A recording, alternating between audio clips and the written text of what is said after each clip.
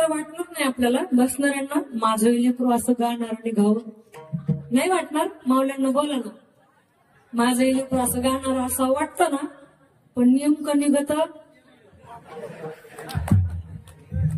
का निघत माहितीये का, कुठंतरी आपण संस्कार देण्यात कमी पडलो बरं का. आणि सांगू, मुलं वयाला जाण्याच्या मागे आई वडीलच असतात बरं का.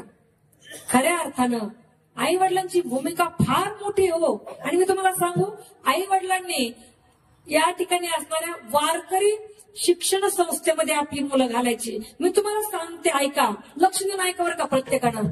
मी सांगेन, आज आमच्या दाजींकडं, आज महाराजांकडं, विष्णुपंत महाराज लोंढे यांच्याकडे इथं 100 मुलं आहेत. बरोबर आहे, 100 मुलं आहेत. मी तुम्हाला सांगेल, या ठिकाणी असणाऱ्या 100 मुलांपैकी सगळेच चांगले कीर्तनकार होतील मला माहित नाही, सगळेच चांगले वादक होतील मला माहित नाही, सगळेच चांगले गायक होतील मी नाही सांगू शकत. पण एक गोष्ट मात्र मी छातीवर हात ठेवून सांगू शकते की यातला एकही पोरगा आपल्या माय बापाला घरातून बाहेर कधीच काढू शकत नाही, कधीच काढू शकत नाही. एवढा मात्र विश्वास या अंतःकरणात आहे. विचारा महाराजांना, कधीच होऊ शकत नाही. कारण इथं संस्काराचे धडे दिले जातात आणि ते संस्कार मरेपर्यंत आपल्याला कामाला येत असतात. म्हणून आपल्या लेकरांना थोडंफार का होईना वारकरी शिक्षण संस्थेचं शिक्षण आपण दिलं पाहिजे. हा समोर बसलेला 9 वर्षाच्या आतलाच आहे हा मुलगा. या ठिकाणी पृथ्वीराज महाराज गायकवाड त्यांचं नाव.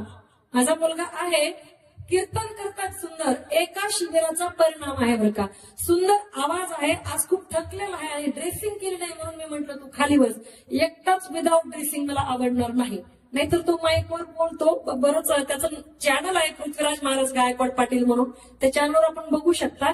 आणि त्याचे कीर्तन आहेत, रील्स आहेत, शॉर्ट आहेत, सगळं आहे. सांगायचंय काय मला, फक्त एक महिना शिबिर केल्याचा परिणाम 6 महिन्यापासून त्यानं 5 कीर्तनं केलेली आहेत. 6च महिन्यात बरं का, ह्या 6 महिन्यात 5 कीर्तनं केलेली आहेत. आणि तुम्हाला सगळं युट्यूबला पाहायला भेटणार आहे.